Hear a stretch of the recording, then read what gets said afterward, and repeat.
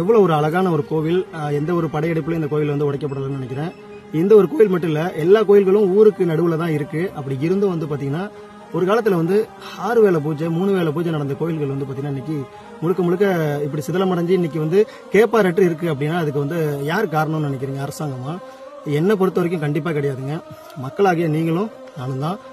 யார் வணங்குறா? நம்ம தானே வணங்குறோம். அந்த கோவில் அப்படி இருந்ததுன்னா அதுல வந்து ஒரு விளக்கேத்துறதுக்காக யாருக்காவது தோணும் இல்லைங்களா?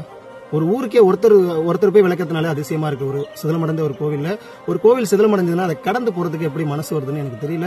இந்த மாதிரியான கோயில்களை, பிரம்மாண்டமான கோயில்களை பாக்குறப்ப நமக்கு இப்படிதான் தோணுது.